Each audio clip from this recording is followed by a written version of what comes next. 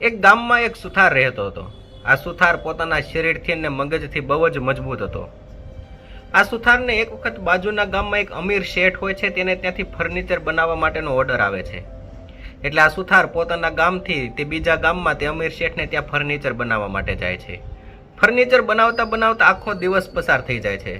રાતે બહુ જ મોડું થઈ ગયું હોય છે, એટલે ત્યાંથી અમીર શેઠને ત્યાંથી પૈસા લઈને તે પોતાના ઘર તરફ પાછો ફરવા માટે રવાના થાય છે. જ્યારે તે પોતાના ઘર તરફ પાછો ફરે છે ત્યારે રસ્તામાં એક જંગલમાંથી આ સુથારને પસાર થવાનું હોય છે. જ્યારે તે જંગલમાં પહોંચે છે ત્યારે મોડી રાત થઈ ગઈ હોય છે. એટલે આ સુથારને જે અમીર શેઠે પૈસા આપ્યા હોય તે એક પોટલીમાં બાંધીને તે પોતે બગલમાં દબાવી લે છે અને ઠંડીથી બચવા માટે એક ધાબળો ઓઢી લે છે. આ બ્લેન્કેટ ઓઢીને તે જંગલમાંથી ધીમે ધીમે જ્યારે પસાર થતો હોય છે ત્યારે રસ્તામાં એક ડાકુ તેમને રોકી લે છે અને ડાકુ તેમને કહે છે કે તારી પાસે જે કાંઈ પણ હોય તે મને આપી દે, નહીંતર હું આ બંદૂકથી તને ઉડાડી દઈશ. આ બંદૂકથી હું તને બંદૂકની ગોળી મારી દઈશ.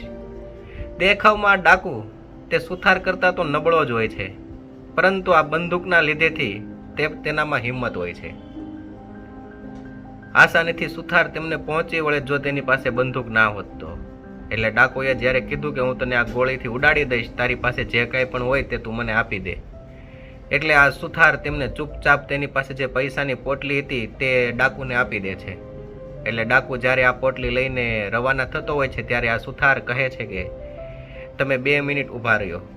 મેં જે આ ટોપી પહેરેલી છે તેમાં એક બંદૂકની ગોળીથી એક છેદ કરી દો, એક હોલ પાડી દો. એટલે મારી પત્નીને એવું લાગે કે હું ખરેખર ડાકુએ જ મને લૂંટ્યો છે, નહીંતર તે એવું સમજશે કે આ પૈસા હું જુગારમાં હારી ગયો. એટલે ડાકુ કહે છે કે બસ એટલી જ વાત. એટલે ડાકુએ ચોક્કસ નિશાનો લઈને બંદૂકમાંથી ગોળી છોડી અને ટોપીમાં હોલ પાડી દીધો. એટલે ફરી પાછો ડાકુ જવા માટે રવાના થાય છે. એટલે ફરી પાછા તે સુથાર કહે છે કે તમે ઊભા રહ્યો, આ ધાબળામાં તમે 3-4 હોલ પાડી દો. તો એવું લાગે, ગામના લોકોને એવું લાગે કે હું ખરેખર ડાકુ સાથે લડ્યો અને મેં મારા પૈસા બચાવવા માટેની કોશિશ કરી, નહીંતર મને લોકો કાયર સમજશે. એટલે ડાકુ કહે છે કે હા તારી વાત સાચી છે. એટલે ડાકુએ એક ધારી લગાતાર ગોળીઓ છોડી, 5-6 ગોળીઓ છોડી અને ધાબળામાં ઘણા બધા વિંધા પાડી દીધા. ફરી પાછો તે ડાકુ જવા માટે રવાના થાય છે. એટલે સુથાર કહે છે કે ઊભા રહ્યો, આ કોટમાં પણ 3-4 વિંધા પાડી દો. એટલે ડાકુ કહે કે બસ કર, હવે મારી બંદૂકમાં ગોળી નથી, હવે હું તારી બંદૂકમાં ગોળી નથી એટલે હું આ કોટમાં વિંધા નહીં પાડી શકું. એટલે સુથાર કહે છે કે મારે એ જ જોતું હતું. એમ કરીને તે ડાકુને પકડ્યો અને ડાકુને નીચે પાડ્યો. ડાકુને સુથાર કહે છે કે તું મારી કરતા તો તું નબળો જ છો, પરંતુ આ બંદૂકે તને મજબૂત બનાવ્યો હતો, તું મને ના પહોંચી શકે. એમ કરીને 2-3 મુક્કા ડાકુને મારી અને ડાકુને કીધું કે મારી પૈસાની પોટલી પાછી આપ, નહીંતર તને જીવતો નહીં જવા દો. એટલે હવે ડાકુને પણ જીવ બચાવવો હતો, એટલે પૈસાની પોટલી પાછી આપી દીધી અને ત્યાંથી ચૂપચાપ ભાગી ગયો. એટલે દોસ્તો આ કહાનીનો સાર એ છે કે આ સુથારને ત્યારે જ પોતાની શક્તિ કામ આવી જ્યારે તેમણે પોતાનો મગજનો સરખી રીતે ઉપયોગ કર્યો.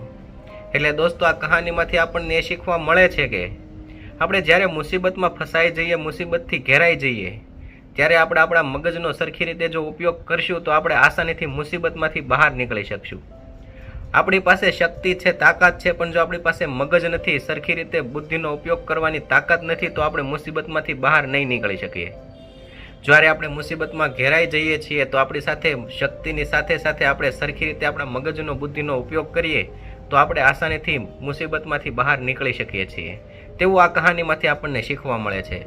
એટલે દોસ્તો જો તમને આ કહાની સારી લાગી હોય, આ કહાનીમાંથી કંઈક શીખવા જેવું લાગ્યું હોય તો અમારી ચેનલને સબસ્ક્રાઈબ કરી દેજો અને આ વિડીયોને લાઇક કરી દેજો.